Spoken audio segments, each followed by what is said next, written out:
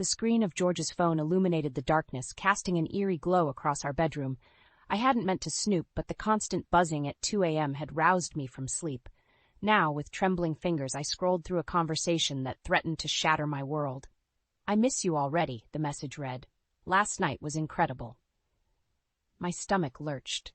This couldn't be happening. Not to us. Not after 30 years of marriage. I set the phone down, my mind reeling. How long had this been going on? Who was she? The questions swirled, each one more painful than the last. "Anna," George's groggy voice startled me. "What are you doing up?" I turned to face him, my voice barely above a whisper. "Who's Sarah?" The silence that followed was deafening. George's face, illuminated by the moonlight streaming through our bedroom window, contorted into a mix of shock and guilt. "It's not what you think," he stammered, sitting up in bed. "Really?" I spat, my sadness quickly giving way to anger. "Because I think it's exactly what I think." "How long, George?" He ran a hand through his thinning hair, avoiding my gaze. "Anna, please, can we talk about this in the morning?" "No," I said firmly, standing up. "We're talking about this now. How long have you been cheating on me?" George sighed, his shoulders slumping in defeat. 6 months. The words hit me like a physical blow. 6 months. Half a year of lies, of betrayal. "Does she know about me? About the girls?"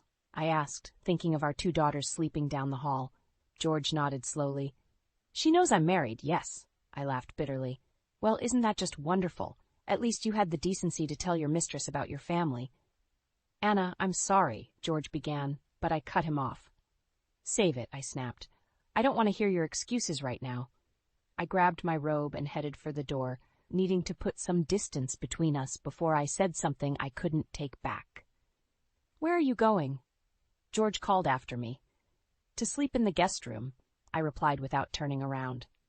"I can't even look at you right now." As I made my way down the hall, I paused at our daughters' rooms.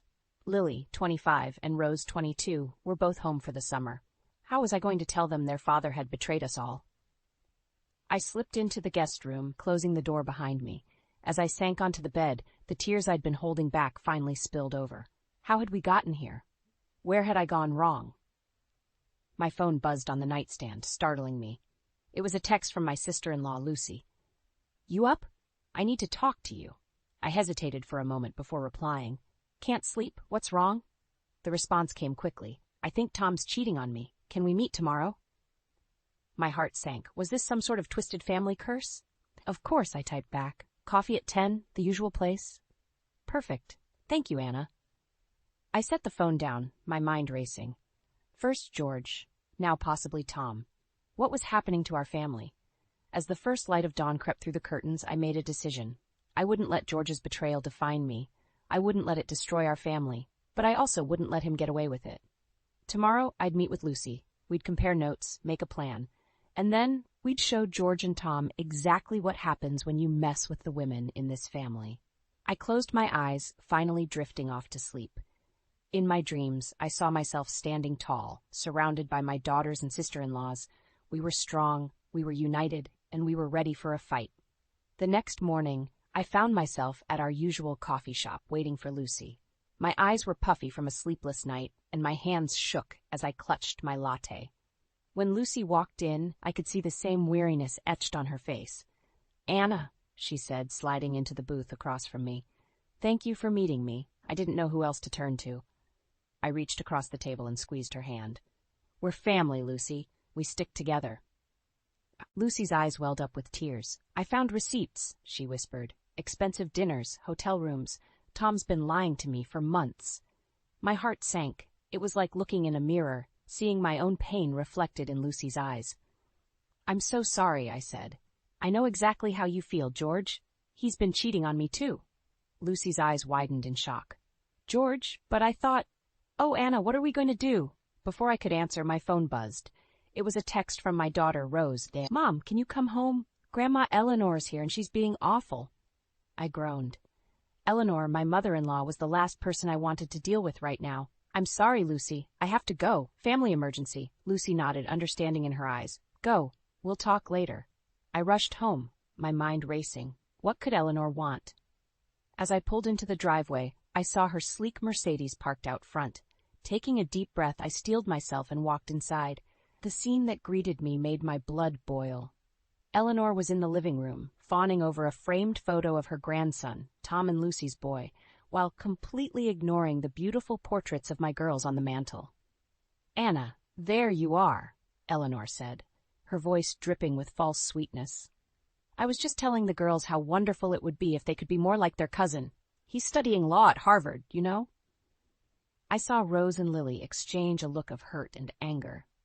Lily, always the more outspoken of the two, stepped forward. "Grandma, I just got accepted into medical school. Isn't that worth celebrating, too?" Eleanor waved her hand dismissively. "Oh, that's nice, dear, but it's not quite the same as law school, is it?" I'd had enough. "Eleanor," I said, my voice tight with controlled anger, "my daughters are brilliant, accomplished young women. They don't need to be compared to anyone." Eleanor's eyes narrowed. "Well, if you'd raised them properly, maybe they'd have achieved more by now. It's a shame George didn't have any sons. The family name will die out with him." The room fell silent. I could see the shock and hurt on my daughters' faces. Something inside me snapped. "Get out," I said, my voice low and dangerous. "Get out of my house right now." Eleanor looked stunned. "I beg your pardon?" "You heard me," I said, stepping closer. "I will not stand here and let you belittle my children. Your grandson isn't better than them just because he's a boy. Now leave before I say something I might regret." Eleanor huffed, gathering her designer purse. "Well, I never. George will hear about this, mark my words." As she stormed out, slamming the door behind her, I turned to my daughters. They both looked shell-shocked. "Mom," Rose said quietly, "what's going on? You've never stood up to Grandma like that before." I sank onto the couch, suddenly exhausted. "Girls, there's something I need to tell you. It's about your father." As I began to explain, I saw the hurt and betrayal bloom in their eyes. But beneath it, I saw something else too, a fierce determination that mirrored my own. In that moment, I knew, whatever came next, we'd face it together. The men in our lives might have let us down, but we had each other, and that was more than enough. The day after Eleanor's visit, I called an emergency meeting with Lucy and Margaret. We met at a quiet cafe on the outskirts of town, away from prying eyes and wagging tongues. "I can't believe this is happening to all of us," Margaret said, stirring her tea absently. Her eyes were red-rimmed, and I knew she'd been crying. "What do you mean, all of us?" I asked, a sinking feeling in my stomach. Margaret took a shaky breath.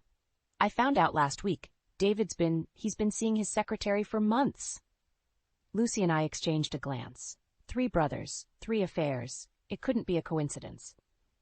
"We need to do something," Lucy said, her voice low and determined. "We can't let them get away with this." I nodded, feeling a surge of anger. "You're right, but what?"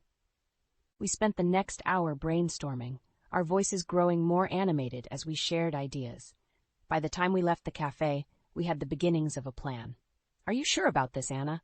Lucy asked as we stood in the parking lot. "Once we start, there's no going back." I thought about George's betrayal, about Eleanor's disdain for my daughters, about the years I'd spent trying to be the perfect wife and mother. "I'm sure," I said firmly. "It's time we stood up for ourselves." The next few days were a whirlwind of activity.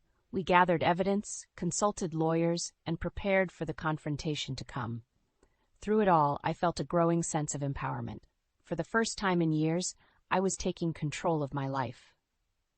A week after our meeting, I was in the kitchen making dinner when George came home. He kissed me on the cheek, acting as if nothing had changed between us. "How was your day, dear?" he asked, reaching for a beer in the fridge. I turned to face him, my heart pounding. "It was enlightening," I said carefully. "I had lunch with Lucy and Margaret." George froze, his hand on the fridge door. "Oh," he said, trying to sound casual. "How are they?" "Not good," I said, watching his face closely. "It seems your brothers have been keeping secrets, too." The color drained from George's face. "Anna, I don't know what you're talking about." "Don't lie to me, George," I snapped, my patience finally snapping. "I know about Sarah. I know about the affair, and I know about your brother's affairs, too." George stumbled back, shock written all over his face. How did you find out?" "It doesn't matter," I said, my voice cold. "What matters is what happens next." Just then, the doorbell rang. George looked at me, confusion and fear in his eyes. "Who's that?" I smiled, a small, satisfied smile. "That would be Lucy and Margaret, and they're lawyers." George's eyes widened in panic. Lawyers? Anna, what have you done? What I should have done a long time ago, I said, walking past him to answer the door. I'm taking back control of my life.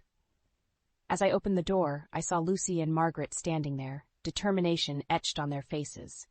Behind them stood 3 stern-looking men in suits, our lawyers. Are you ready? Lucy asked, her voice steady. I nodded, feeling a surge of strength. More than ready. As we walked back into the kitchen, George's face paled even further. I could see the realization dawning in his eyes. This was no longer just about his affair. This was about years of disrespect, of taking us for granted, of treating us like second-class citizens in our own families. George, I said, my voice ringing with newfound confidence, we need to talk. All of us. The look of fear on his face was almost satisfying. Almost. But I knew the real satisfaction would come when we finally got the justice and respect we deserved. As we all sat down at the kitchen table, I couldn't help but feel a sense of anticipation. This was it. The moment everything would change. And I was ready for it. The tension in our kitchen was palpable as George sat across from me, flanked by our lawyers. Lucy and Margaret had left with their own legal counsel, ready to confront their husbands. Now, it was just George and me, the remnants of our 30-year marriage crumbling between us. Anna, George began, his voice strained, can't we discuss this privately? We don't need lawyers involved. I fixed him with a steely gaze. We're well past that point, George. You made sure of that when you decided to sleep with Sarah. His face flushed with anger. It was a mistake, okay? I'm sorry, but do you really want to throw away our entire marriage over one indiscretion? One? I laughed bitterly. Don't insult my intelligence. I know it's been going on for months. George's lawyer cleared his throat. Mr. Thompson, I advise you not to say anything further without consulting me. I turned to my own lawyer, a sharp-eyed woman named Patricia. Show him what we found. Patricia pulled out a thick folder and slid it across the table. George's eyes widened as he flipped through the pages. Bank statements, hotel receipts, text message logs. The evidence of his betrayal laid bare. How did you get all this? He whispered, his face ashen. It doesn't matter, I said, my voice steady despite the turmoil inside me. What matters is that it's over, George. I want a divorce. The word hung in the air between us, heavy with finality. George slumped in his chair, defeated. Fine, he muttered, if that's what you want, but don't expect to take me for everything I'm worth. I built this life. I earned this money. I felt a surge of rage at his words. You built this life? I gave up my career to raise our daughters while you climbed the corporate ladder. I managed this household, supported your ambitions, put up with your mother's constant criticism. Don't you dare tell me I haven't earned my share. Just then, my phone buzzed. It was a text from Lily. Mom, Grandma Eleanor is here. She's saying awful things about you and Dad. What's going on? My heart sank. Of course, Eleanor would get involved. I turned back to George, my resolve strengthening. Your mother is at our house right now, no doubt poisoning our daughters against me, I said, my voice cold. Is that part of your plan, too? George looked genuinely surprised. I didn't tell her anything, Anna. I swear. It doesn't matter, I said, standing up. I need to go home and deal with this. As I gathered my things, George reached out and grabbed my arm. Anna, please, can't we work this out, for the girls' sake? I jerked my arm away, feeling a mix of anger and sadness. You should have thought about the girls before you started cheating, George. It's too late now. I left him sitting there, looking lost and broken. Part of me ached to comfort him, to fall back into the familiar patterns of our marriage. But I squashed that impulse. I had to be strong for myself and for my daughters. As I drove home, my mind raced. How much had Eleanor told the girls? How would I explain everything to them? And what would our future look like now, with the family torn apart? I pulled into our driveway, steeling myself for the confrontation to come. Through the living room window, I could see Eleanor gesticulating wildly, her face twisted with anger. Lily and Rose sat on the couch, looking shell-shocked. Taking a deep breath, I stepped out of the car. It was time to face the music, to stand up not just to George, but to Eleanor and all the years of subtle put-downs and gender bias she represented. As I reached for the doorknob, I felt a strange mix of fear and exhilaration. Whatever happened next would change our lives forever. but for the first time in years, I felt truly in control of my destiny. I opened the door, ready to fight for my daughters, my dignity, and our future. Thanksgiving Day arrived with a chill in the air that matched the icy tension in our home. As I prepared the turkey, my hands trembled slightly. Today was the day. The day I would shatter the facade of our perfect family. Lucy and Margaret arrived early, their faces a mix of determination and fear. We huddled in the kitchen, speaking in hushed tones. "Are you sure about this, Anna?" Lucy whispered, her eyes darting nervously towards the living room, where our husbands sat, oblivious to the storm about to break. I nodded, my jaw set. "It's now or never. We can't live like this anymore." The doorbell rang, announcing Eleanor's arrival. I took a deep breath, steeling myself for what was to come. As we gathered around the dining table, the air was thick with unspoken words. George sat at the head, carving the turkey with practiced ease, as if our world wasn't about to implode. "Well," Eleanor said, her voice dripping with false sweetness, "isn't this lovely? All of us together, although it would be nicer if we had some grandsons at the table." I saw Lily and Rose exchange a pained look. That was the final straw. I stood up abruptly, my chair scraping against the floor. All eyes turned to me. "Anna?" George asked, confusion etched on his face. "What are you doing?" "Something I should have done a long time ago," I said, my voice surprisingly steady. "I'm telling the truth." Eleanor scoffed. "What on earth are you talking about?" I turned to face her, years of pent-up frustration bubbling to the surface. "I'm talking about the way you've always favored boys over girls, the way you've made my daughters feel less than, and I'm talking about your son's infidelity." A collective gasp went around the table. George's face paled. "George has been having an affair," I continued, my voice growing stronger, "and he's not the only one. Tom and David have been unfaithful, too." Lucy and Margaret stood up, flanking me in a show of solidarity. "It's true," Lucy said, her voice shaking slightly. "We've all been betrayed." The room erupted into chaos. Eleanor was shouting, George was stammering excuses, and our children looked shell-shocked. "Enough," I yelled, silencing the room. "I've made my decision. I'm filing for divorce." George jumped to his feet. "Anna, please, we can work this out." "No, we can't," I cut him off. "You've made your choices, George. Now I'm making mine." Eleanor turned on me, her face contorted with rage. "You ungrateful woman, after everything this family has done for you." "Done for me?" I laughed bitterly. "You mean belittled me, made me feel worthless, treated my daughters like second-class citizens?" I turned to Lily and Rose, who were watching with wide eyes. "Girls, I'm sorry you had to find out this way. But I want you to know that you are valued, you are loved, and you are more than enough, just as you are." Tears welled up in their eyes as they nodded, understanding dawning on their faces. "This is ridiculous," Eleanor sputtered. "George, are you going to let her speak to me this way?" But George remained silent, the weight of his actions finally sinking in. I took a deep breath, feeling a weight lift off my shoulders. This facade of a perfect family ends now. We're done pretending. As I looked around the table at the shocked faces of our family, I felt a strange mix of sadness and liberation. The road ahead would be difficult, but for the first time in years I felt truly free. "Happy Thanksgiving, everyone," I said, my voice laced with irony. "I think it's time we all went home." As the family began to disperse, murmuring in shocked whispers, I caught Lucy and Margaret's eyes. They nodded, a silent agreement passing between us. We had taken the first step. There was no going back now. I watched as George slumped in his chair, head in his hands. Part of me ached for the man I had loved for so long, but a stronger part knew this was necessary. For me, for my daughters, and for all the women who had been silenced for too long. The facade had shattered. Now it was time to rebuild. The aftermath of our Thanksgiving revelation was like the eye of a hurricane, a deceptive calm before the real storm hit.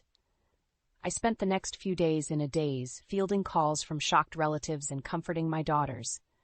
But I knew the worst was yet to come. A week after Thanksgiving, Lucy, Margaret, and I met at our lawyer's office. As we sat around the polished oak table, the gravity of our situation settled over us like a heavy blanket. "Ladies," our lawyer Patricia began, "I've reviewed your cases. I won't sugarcoat it. This won't be easy. Your husbands are powerful men with considerable resources." I felt a flicker of doubt, but quickly squashed it. "We're prepared for a fight," I said, my voice steadier than I felt. Lucy nodded, her face set with determination. We've been silent for too long. It's time to stand up for ourselves. Just then, Patricia's phone buzzed. She glanced at it, her brow furrowing. It seems your husbands have made a preemptive move. They're calling a family meeting at Eleanor's house. Tonight. My stomach dropped. Eleanor's house, the lion's den. I exchanged worried glances with Lucy and Margaret. We don't have to go, Margaret said, her voice trembling slightly, but I knew we did. No, we need to face this head-on. We can't let them control the narrative. As we pulled up to Eleanor's sprawling mansion that evening, I felt a mix of dread and determination. The three of us walked in together, a united front against whatever awaited us inside. The scene that greeted us was like something out of a twisted family drama. George, Tom, and David sat on one side of the room, their faces a mix of anger and desperation. Eleanor presided over the gathering from her ornate armchair, looking like a queen about to pass judgment. "Well, well," Eleanor said, her voice dripping with disdain. "The prodigal daughters-in-law return." I stepped forward, refusing to be intimidated. "We're here to talk, Eleanor. That's all." George stood up, his face pleading. "Anna, please, can't we discuss this privately? We can work things out." Before I could respond, Lucy's voice rang out, clear and strong. "There's nothing to discuss, Tom. I've already filed for divorce." The room erupted into chaos. David lunged at Margaret, grabbing her arm. "You can't do this to me," he shouted. I watched in horror as Margaret stumbled, fear flashing across her face. Something inside me snapped. "Enough," I roared, my voice cutting through the din. "This ends now. We're not your property. We're not here to be controlled or manipulated." Eleanor rose from her chair, her face twisted with rage. "You ungrateful women, after everything this family has given you." "Given us?" I laughed bitterly. "You mean the constant criticism? The belittling of our daughters? The blind eye to your son's infidelities?" I turned to face George, Tom, and David. "We trusted you. We loved you. And you betrayed us in the worst possible way." The room fell silent, the weight of my words hanging in the air.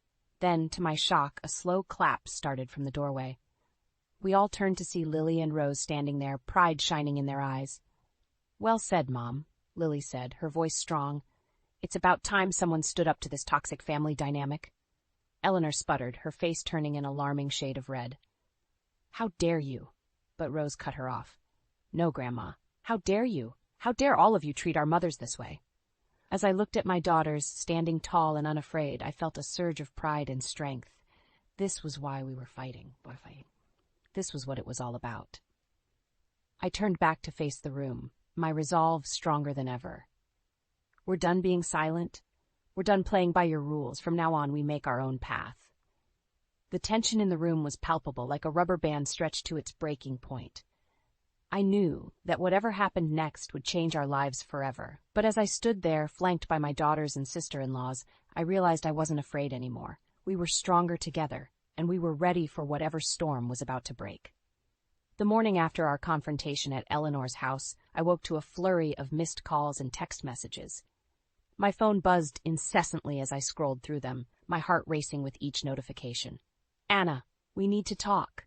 Please." George. "You'll regret this, all of you." Eleanor. "Mom, are you okay? Call us." Lily. But the message that made my blood run cold came from our lawyer, Patricia.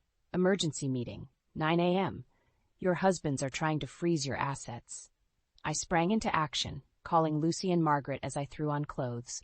Within an hour, we were huddled in Patricia's office, the gravity of our situation weighing heavily on us. "They're playing dirty," Patricia said, her voice grim. "They filed for emergency orders to restrict your access to joint accounts, properties, everything."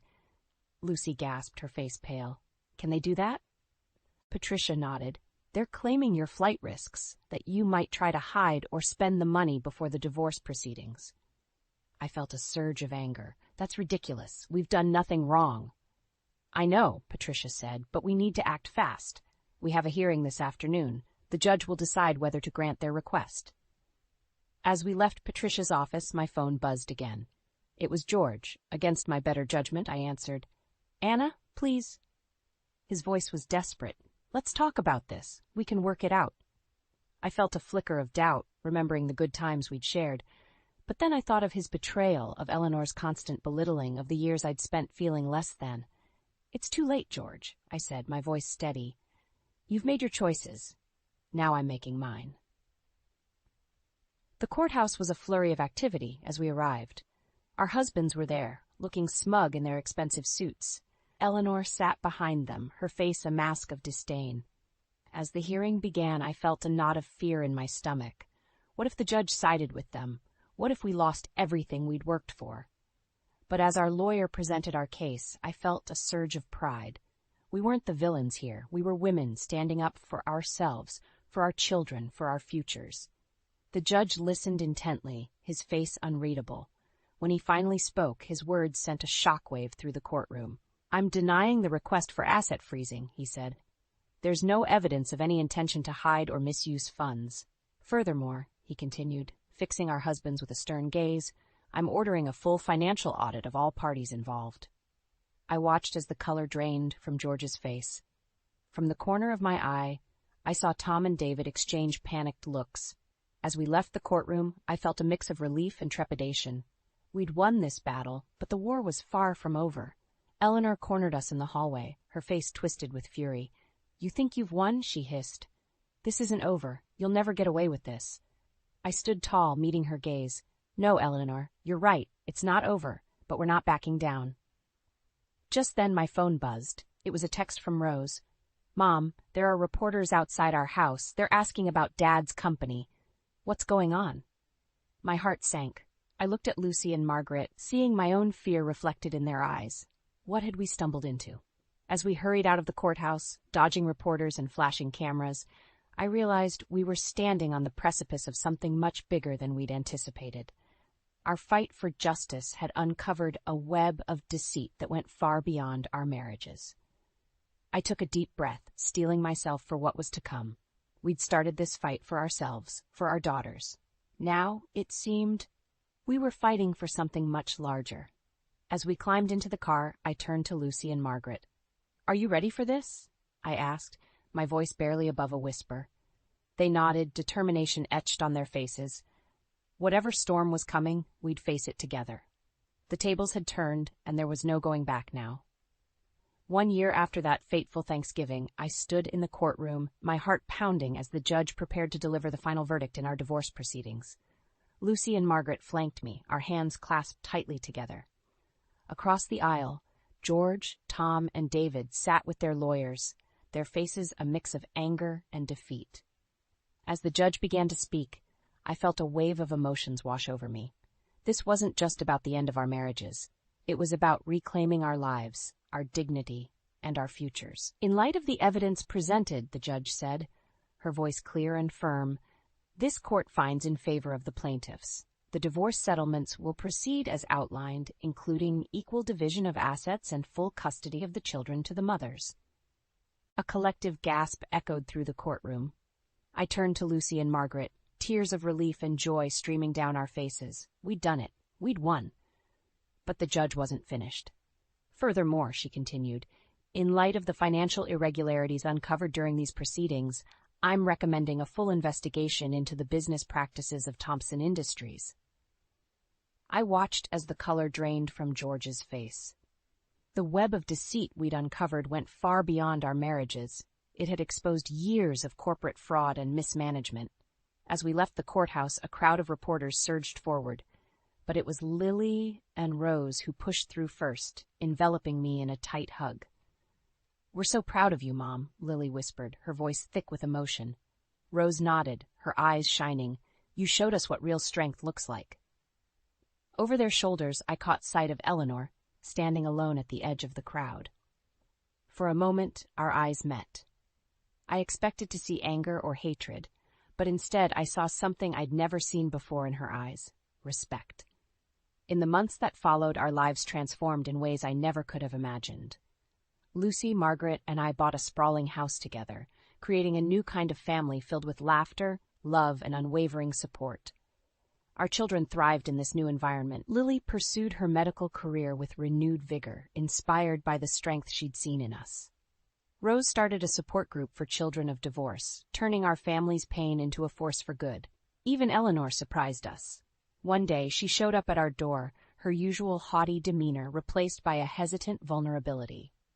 I was wrong, she said simply. About everything. I'd like to be a part of your lives if you'll have me. It wasn't easy, but slowly, we began to rebuild those bridges.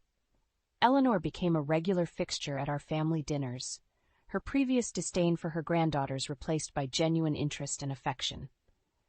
As for George and his brothers, they faced the consequences of their actions.